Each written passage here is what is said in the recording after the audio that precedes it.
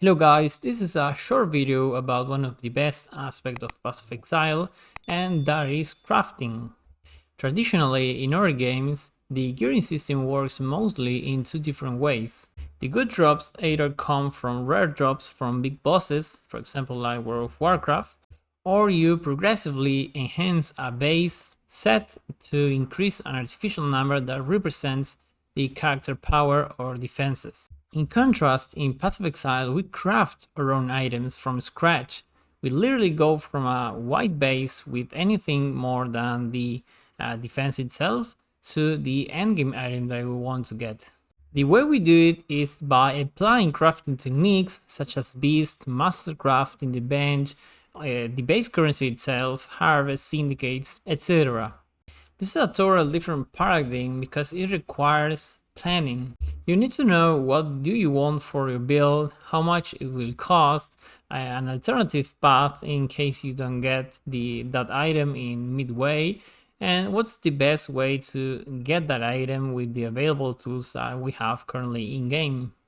In this video we are going to craft a budget blade Vortex explo chest. So after all of this intro, let's get into it. This is what the final result looks like. Step 1. Get a base 6-link Redeemer sacrificial garb that has to be at least a level 80. You have to check what's cheaper. In my case, I bought the white sacrificial garb as a 6-link, and then I bought a Redeemer's Exile orb to give it the Redeemer's influence.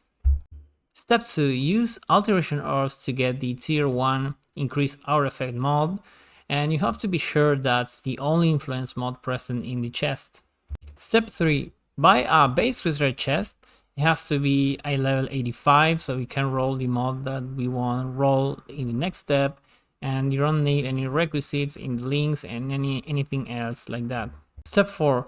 Use the alterations on the crusader chest to roll the tier 1 explo mode, and again it needs to be the only influence mod present in the chest.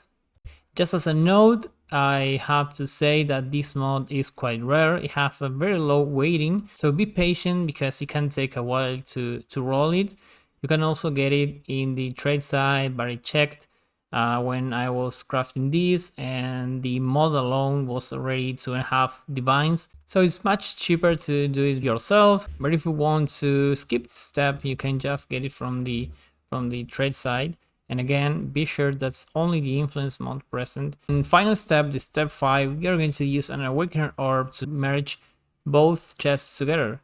So always click the chest that you want to keep last. Okay, so you click the first one, the crusader, and you merge it with the sacrificial garb last. And you will have to pray for God Chris Wilson because you won't be able to do much else after this.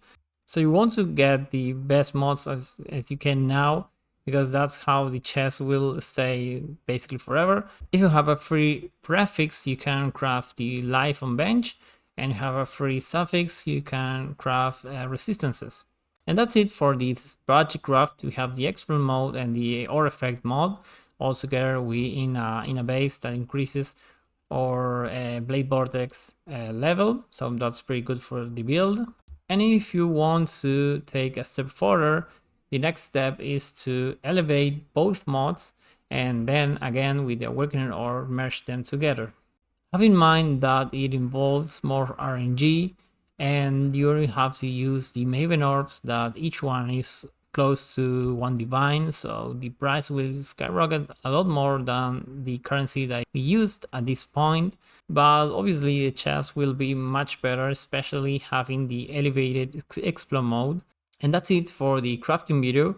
I hope you learn some from this process, and I will upload in the future about this build that I'm currently crafting and doing.